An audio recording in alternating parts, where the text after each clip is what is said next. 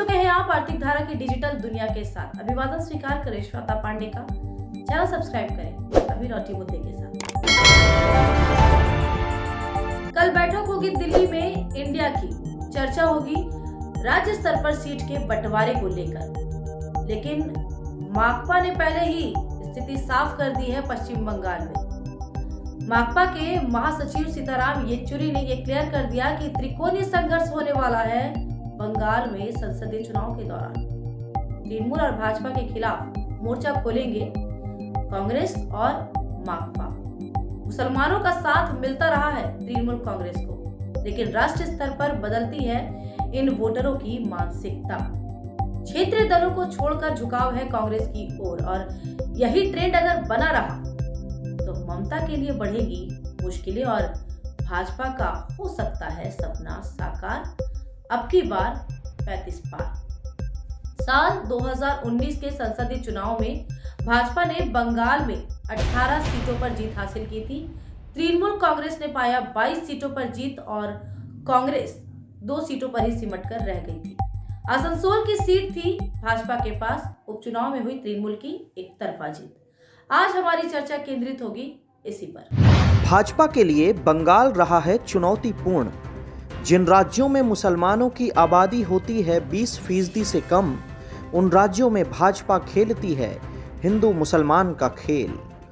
UP में खूब चलता है 80 बनाम 20 का नारा, लेकिन बंगाल में है स्थिति अलग। वर्ष 2011 की जनगणना को बनाए आधार तो चर्चा हो सकती है अधिक आसान। राज्य में जिलों की संख्या है 23। 5 जिलों में मुसलमान वोटर हैं 40% से भी अधिक। मुर्शिदाबाद में 66%, नॉर्थ दिनाजपुर में 50%, तो मालदा में है 51%, नॉर्थ 24 परगना में 42%, साउथ 24 परगना में 46%, वीरभूम में भी 41%। जिलों में विधानसभा की कुल सीटें 118। बीते विधानसभा चुनाव में भाजपा को मिली थी मात्र 14 सीटें, कमोवेश 12%।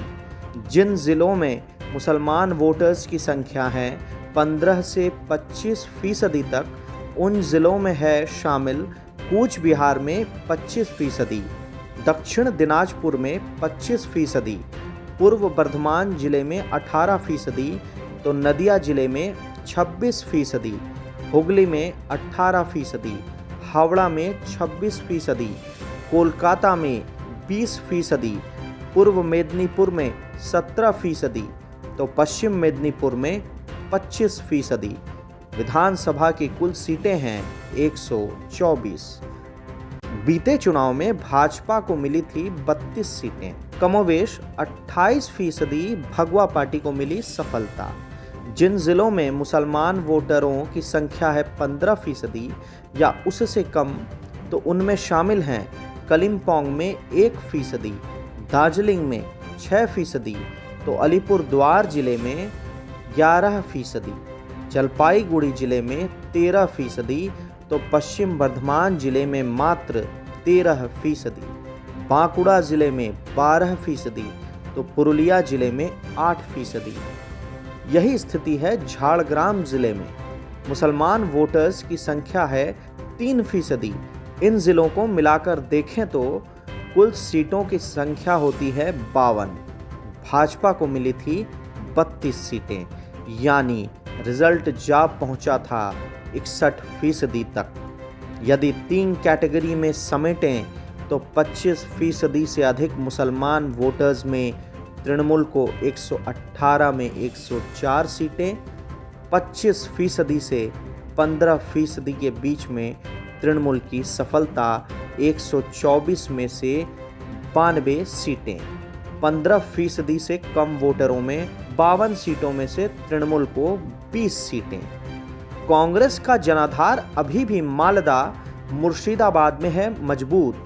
यदि मुसलमान वोटर्स का झुकाव हुआ कांग्रेस की तरफ, तो सबसे बड़ा झटका लग सकता है तृणमूल को। मुसलमान वोटरों के बंटवारे का लाभ भाजपा को मिल चुका है पिछले संसदीय चुनाव में भी। मालदा नॉर्थ कांग्रेस से जीता तो रायगंज तृणमूल से। यदि कांग्रेस से गठजोड़ न हुआ तो ममता को अपना किला बचाना होगा मुश्किल। आसनसोल संसदीय क्षेत्र में भी निर्णायक भूमिका में है मुस्लिम वोटर्स। इनका तृणमूल से दूर होना खतरे में डाल सकता है तृणमूल को। अगर उपचुनाव की बात छोड़ दी जाए तो अब तक इस सीट पर से तृणमूल ने जीत हासिल नहीं की है। साल 2014 में माकपा से सीट छीनी थी भाजपा ने। 2019 में भाजपा का ही कब्जा कायम रहा। साल 2022 में उपचुनाव में मिला खुला मैदान, आसानी से जीत दर्ज कर ली तृणमूल कांग्रेस ने। लेकिन इस बार की टक्कर नहीं होने वाली है आसान। विधानसभा चुनाव में भाजपा ने कड़ी टक्कर दी थी तृणमूल को। यदि मुसलमान वोटर छिटके तृणमूल से तो भारी फजीयत होगी सत्तासीन पार्टी की।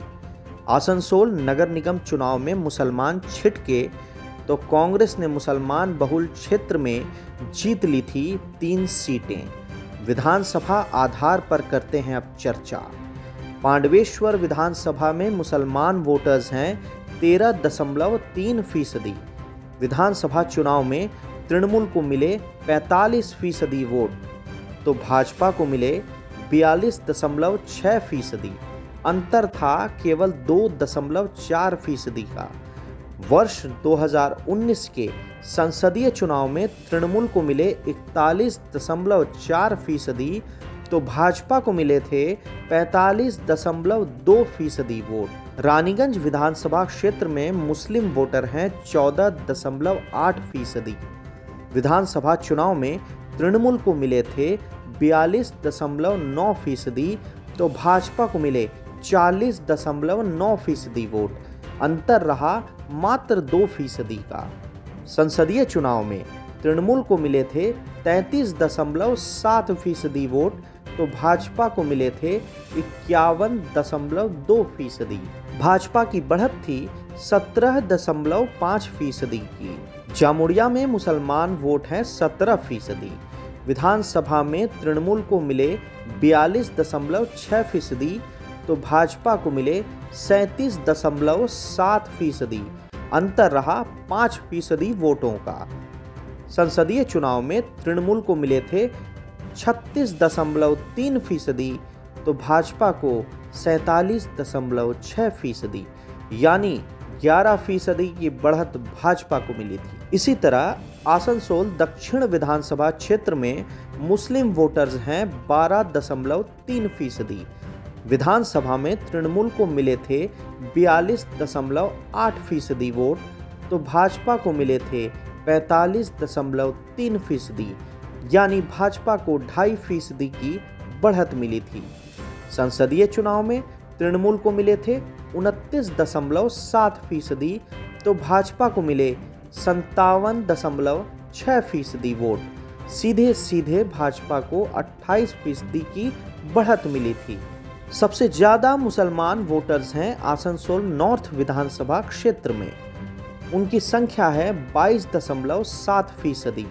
विधानसभा चुनाव में तृणमूल को मिले 52.3% मत, भाजपा को मिले थे 41%। जीत का अंतर था 11% का।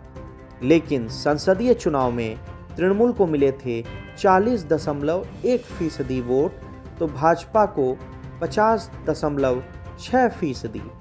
भाजपा की लीड रही थी 10% की। कुल्टी विधानसभा में भी मुसलमान वोटर्स हैं निर्णायक। संख्या है 20.6%। विधानसभा चुनाव में तृणमूल को मिले 46.03%, भाजपा को मिले 45.42%। काफी कम मतों के अंतर से जीती थी भाजपा। बाराबनी विधानसभा में सबसे कम वोटर हैं मुसलमान, 7.5% है उनकी संख्या।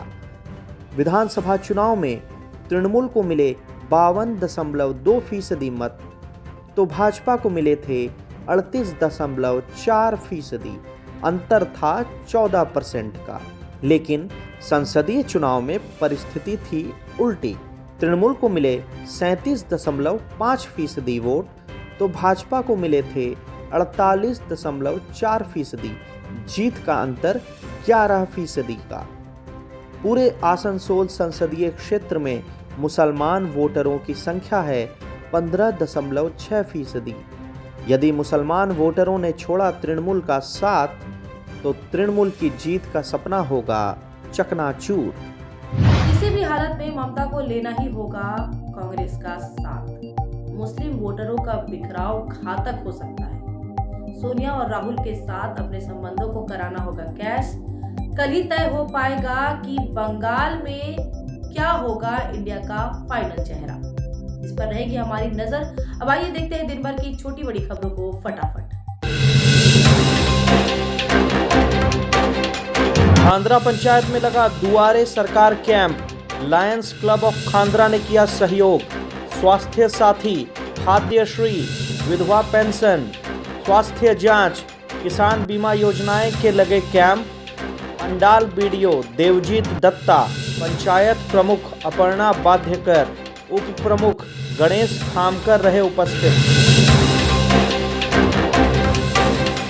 भाजपा सांसद दिलीप घोष खड़गपुर शहर में सुबह निकले दौरे पर। बोगदा इलाके में भाजपा कार्यकर्ताओं समर्थकों संघ की बातचीत, चाय पर की चर्चा, चलाई साइकिल। आईआईटी खड़गपुर परिसर में मना 69वां दीक्षांत समारोह। प्रशासन ने किया सुरक्षा के कड़े इंतजाम।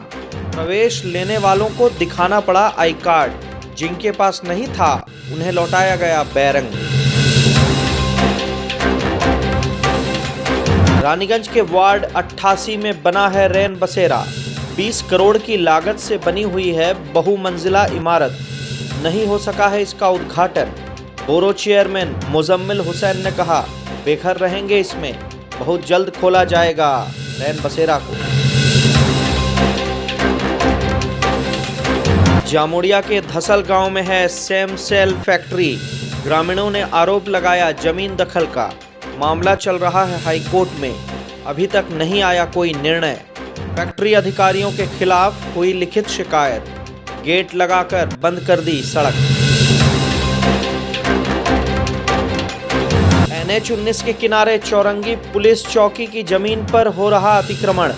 भाजपा और तृणमूल में चल रहा आरोप प्रत्यारोप। भाजपा ने कहा तृणमूल करा रही अतिक्रमण, तृणमूल ने किया इनकार। दुर्गापुर में मूक बधिर नौकरानी से हुआ बलात्कार। 2 आरोपी किए गए गिरफ्तार। पीड़िता का इलाज चल रहा महकमा अस्पताल में। पीड़िता जा रही थी कार्य करने। आज के लिए बस इतना ही। फिर मुलाकात होगी एक और नए मुद्दे के साथ। तब तक के लिए स्वस्थ रहें, अपना ध्यान रखें, जुड़े रहें आर्थिक धारा डिजिटल के साथ।